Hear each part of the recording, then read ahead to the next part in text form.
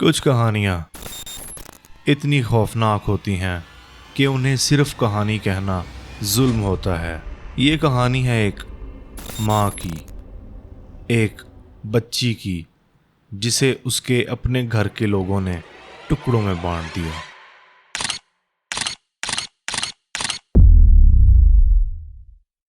پاکستان کے شہر سیالکوٹ کے قریب واقع ایک اور چھوٹا شہر ڈسکا اور ڈسکا کے علاقے کوٹلی مرلا میں ایک سمپل سی لڑکی رہتی تھی۔ وہ نہ تو کسی پولیٹکس میں انوالو تھی، نہ ہی اس لڑکی کی کسی سے دشمنی تھی، اور اس کی زندگی کا صرف ایک ہی خواب تھا: خوشحال زندگی، ایک پیارا سا گھر اور صحت مند اولاد۔ اس لڑکی کا نام تھا زہرا قدیر، جس کی عمر صرف 26 سال تھی اور وہ 7 مہینے کی پریگننٹ تھی، اور اس کے پیٹ میں اس کا پہلا بچہ تھا۔ ایک ماں کی مسکراہٹ ہر لمحے اس کے چہرے پر چمکتی تھی، لیکن اس گھر میں جہاں اسے سب سے زیادہ محبت ملنی چاہیے تھی، وہی گھر اس کے لیے قتل کا منظر بن گیا۔ زہرا کی شادی ہوئے کچھ ہی عرصہ ہوا تھا۔ اس کے شوہر کا رویہ بالکل ٹھیک تھا، لیکن اس کی ساس سغرا بی بی اور ایک ننند یاسمین ان کی نگاہوں میں ہمیشہ سے اس کے لیے ایک جلن اور ایک نفرت تھی۔ کیوں؟ کوئی نہیں جانتا۔ شاید زہرا ان سے زیادہ پیاری تھی اور اس کا اثر اس گھر میں بڑھتا جا رہا تھا، اور سب سے بڑی بات کہ وہ ماں بننے والی تھی۔ جس بچے کی اسے امید تھی، وہ اس گھر میں ایک وراثت کا وارث بننے والا تھا۔ زہرا قدیر کی زندگی بالکل آسان نہیں تھی۔ روز روز کے تانے، روز روز کا مینٹل ٹارچر۔ آخر انسانی ذہن کب تک یہ چیزیں برداشت کر سکتا ہے؟ لیکن زہرا چپ تھی۔ اپنی ماں کے کہنے پر زہرا نے ہر بات کو برداشت کیا، لیکن زہرا کو کیا پتا تھا اس کا برداشت کرنا اس کو ہر دن موت کے قریب لیتا جا رہا ہے، اور جس گھر کو وہ اپنا سمجھتی تھی وہیں اس کی قبر بنے گی۔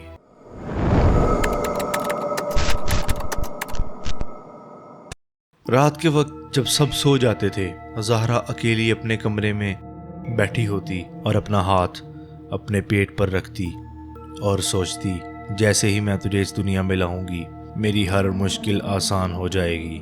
لیکن وہ نہیں جانتی تھی کہ اس کی ساس اور نند اندر ہی اندر اسی گھر کی 4 دیواری میں ایک بھیانک منصوبہ بنا رہی تھی، اور وہ پلاننگ ایسی تھی جس میں نہ صرف ایک ماں بلکہ ایک پیدا ہونے سے پہلے ہی معصوم بچے کا قتل بھی طے تھا۔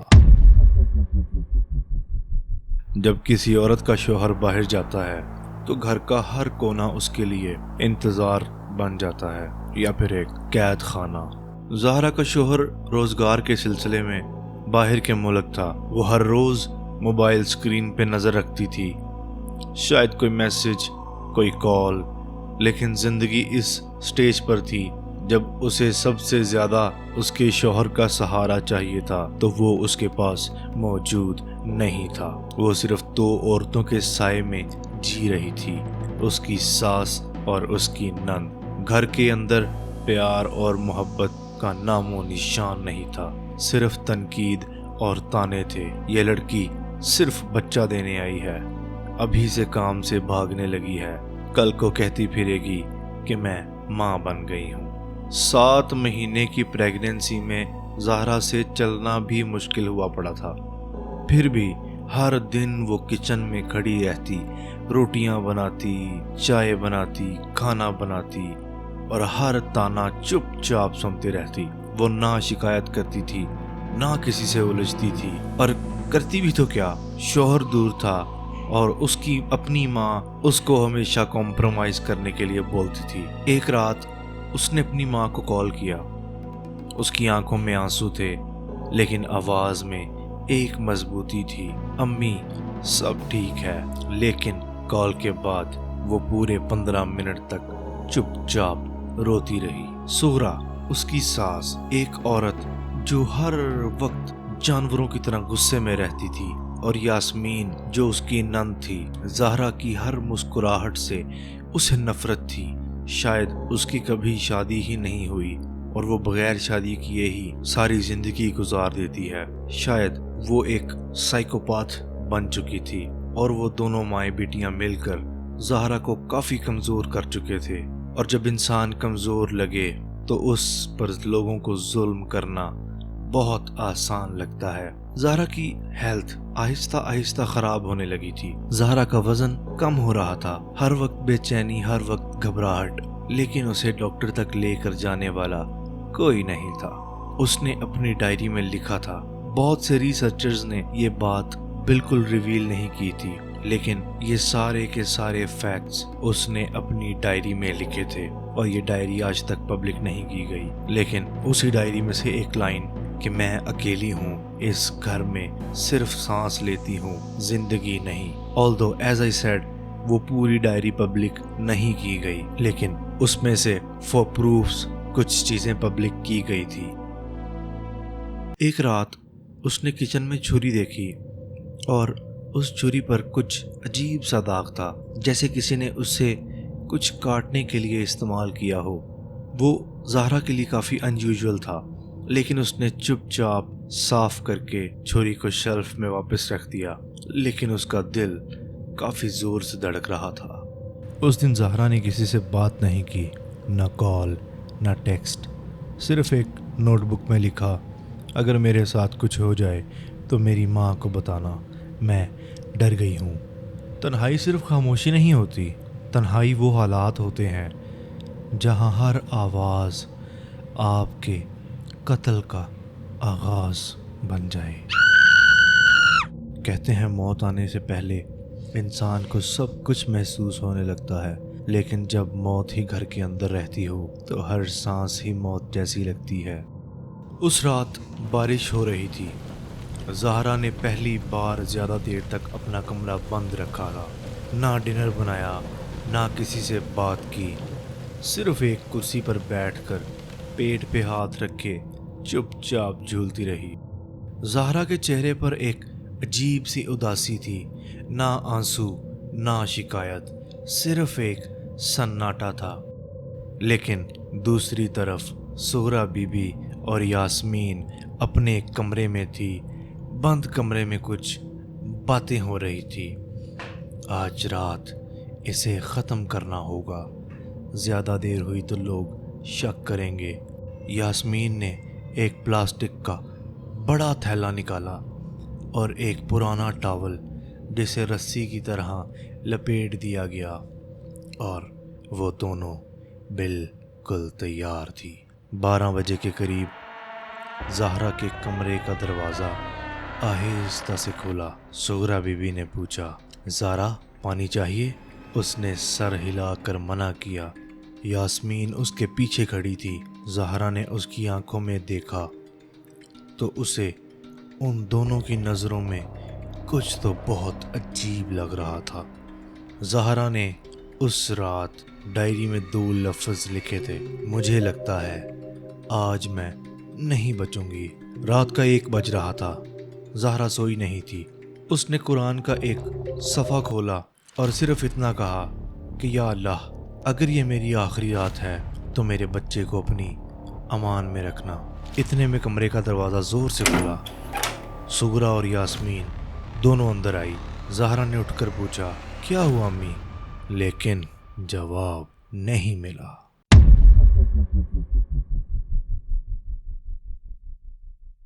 سغرا نے ٹاول زہرا کے منہ پہ ڈال دیا تھا۔ اس کی سانسیں رکنے لگی تھی۔ زہرا نے ہاتھ پاؤں تو بہت مارے، وہ چیخنا چاہتی تھی لیکن اس کا گلا بند ہو چکا تھا۔ یاسمین نے اس کے ہاتھ جکڑ پکڑ لیے۔ زہرا کی آنکھوں میں بس درد تھا۔ ऑलमोस्ट 180 सेकंड 3 मिनट तक उसका गला घोंटा गया और फिर सब खामोश हो गया। ज़हरा का जिस्म मर गया था, लेकिन उसका मासूम बच्चा अभी जिंदा था और उसे भी इन जालिम वहशी जानवर सिफ्त औरतों ने सांस लेने का हक नहीं दिया। कत्ल सिर्फ जान लेने का नाम नहीं, कत्ल वो होता है जब एक इंसान को टुकड़ों में काट के उसकी इज्जत, उसका वजूद, उसका नाम, सब कुछ मिटा दिया जाए। 3 मिनट तक ज़हरा का गला घोंटने के बाद उस घर में एक पुरअसरार खामोशी छा चुकी थी, लेकिन वो खामोशी सुकून वाली नहीं थी, वो एक बुरे मंजर का सिग्नल थी।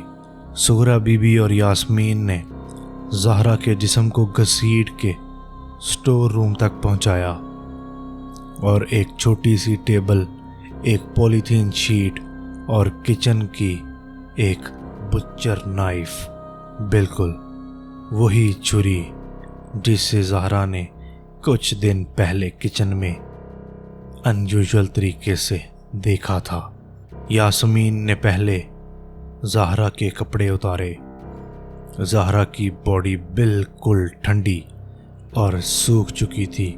सुगरा ने हाथ में छुरी ली और जैसे गोश्त काटते हैं वैसे ही एक माँ का जिस्म, this is so fucking weird, और जैसे मुर्गी या बकरे या किसी जानवर को काटते हैं वैसे ही उसने ज़हरा की गर्दन के नीचे के हिस्से पर एक कट लगाया और एक फाउंटेन, एक फवारे की तरह खून निकलने लगा। यास्मीन ने उस एरिया को धड़ से अलग कर दिया और उसके जिस्म का पहला टुकड़ा उस प्लास्टिक बैग में डाल दिया जो यास्मीन साथ लेकर आई थी। उन शैतानों ने उसकी टांगें, उसके बाजू, उसके धड़ से अलग कर दिए। बाजू और टांगें अलग करने के बाद उसका पेट काटा गया जहां ज़हरा का बच्चा था। उसका बच्चा उसके पेट में बिल्कुल सेफ था, मगर इन जानवरों ने उसे भी जिंदा नहीं छोड़ा। सुगरा ने पूरा यूट्रस निकालकर अलहदा बैग में रखा और जिस्म के 25 टुकड़े किए और उन 25 टुकड़ों को 4 अलग अलग प्लास्टिक बैग्स में बांटा गया और घर में एक छोटी सी लाश का मेला लग गया था। रात के 3 बजे के करीब सुगरा और यास्मीन ने एक ऑटो करवाया और बैग्स को नाला नंबर 7 के पास ले गई जहां सीवर लाइन खुली थी। एक एक बैग उठाया और नाली में फेंक दिया और पानी में जब लाश के टुकड़े गिरे वो आवाज आज भी उस पानी में गूंजती है। उन 25 टुकड़ों को कभी ज़हरा कदीर के नाम से याद किया जाता था, लेकिन अब वो सिर्फ गटर में बहने वाली एक कहानी बन चुकी थी। सुबह हुई और पूरा मोहल्ला जानता था कि ज़हरा गायब है, लेकिन किसी ने कुछ नहीं कहा। सुगरा और यास्मीन ऐसे बिहेव कर रही थी जैसे कुछ हुआ ही नहीं और रोज़ की तरह चाय बनाई, सफाई की और फिर टीवी पर बैठकर न्यूज़ देखने लगी। कत्ल हो गया था। ज़हरा अब इस दुनिया में नहीं थी, लेकिन उसके टुकड़ों की कहानी अभी बाकी थी। कुछ लाशें जमीन के नीचे दफन होती हैं, लेकिन ज़हरा के टुकड़ों को तो नालियों में बहने के लिए छोड़ दिया गया था। उन बैग से सिर्फ लाश नहीं, इंसानियत का ज़मीर भी मरा हुआ निकला था। सुबह के 6 बज रहे थे। एक सफाई करने वाला आदमी सीवर के पास से गुजरा। उसे एक बड़ा ब्लैक बैग दिखा जो आधा गटर के अंदर और आधा गटर के बाहर था और वो गंद के ऊपर अजीब तरीके से तैर रहा था, जिसने उस सफाई करने वाले आदमी की क्यूरियोसिटी को बढ़ा दिया। उसने उसी क्यूरियोसिटी में बैग को खोला और जब उसने बैग को खोला तो वो पहला ही सीन देखकर بے سدھ ہو گیا۔ بیگ کے اندر تھا ایک انسانی ہاتھ اور اس کے ساتھ ایک پاؤں جسے برابر کاٹا گیا تھا۔ تھوڑی دیر میں پوری اسٹریٹ میں پولیس آ گئی۔ D S P, S H O, forensic van, سب کو بلایا گیا۔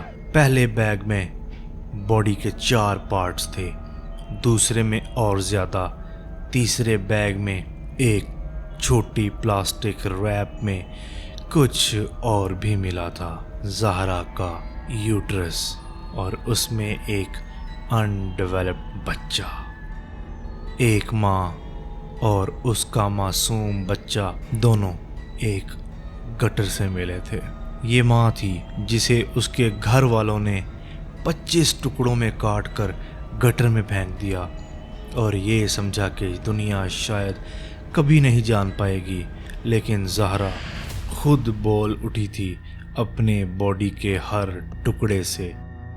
شام تک یہ خبر پورے ڈسکا، پورے پاکستان میں پھیل چکی تھی اور آگ کی طرح یہ خبر پورے پاکستان میں پھیلنے کے بعد پورے کا پورا ملک ایک شوق میں تھا۔ نیوز چینلز نے بریکنگ نیوز چلا دی، 7 ماہ کی پریگننٹ لڑکی کا قتل اور لاش کو ٹکڑوں میں سیور سے برآمد کر لیا گیا۔ پورا ملک ہل چکا تھا۔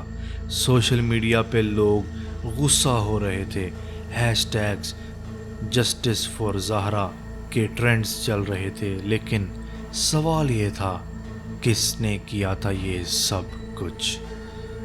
جب زہرا کی ماں کو انفارم کیا گیا، وہ فٹ پاتھ پر گر گئی۔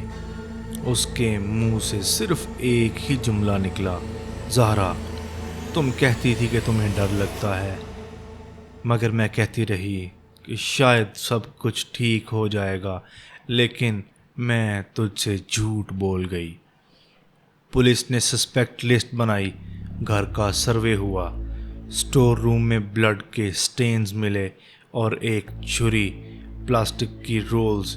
سغرا اور یاسمین کو اریسٹ کر لیا گیا، لیکن ان کا ریئیکشن بالکل جانوروں والا تھا۔ یہ گھٹیا صفت کی عورت کے نام پہ دھبا۔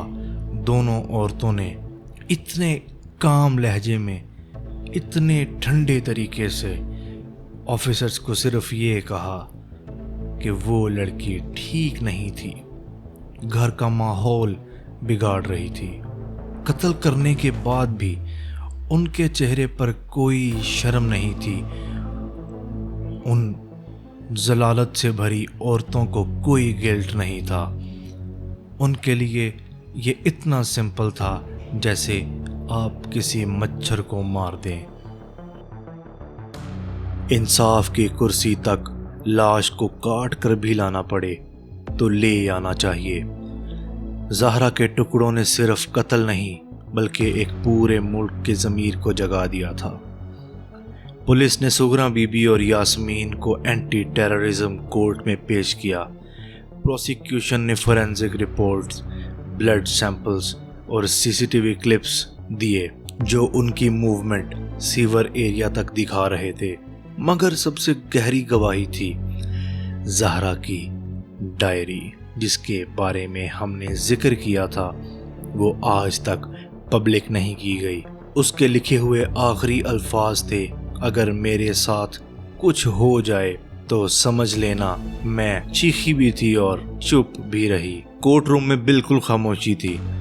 جج نے ججمنٹ سنائی، قانون کا صرف ایک مقصد ہے، ظلم سے اس کی ماں کی چیخ کا بدلہ لینا۔ سغرا اور یاسمین کو سزائے موت دے دی گئی۔ زہرا کی ماں نے کورٹ کے باہر کہا، مجھے میری بیٹی واپس نہیں ملے گی، لیکن میں چاہتی ہوں کہ کسی اور زہرا کے ٹکڑے نہ کیے جائیں۔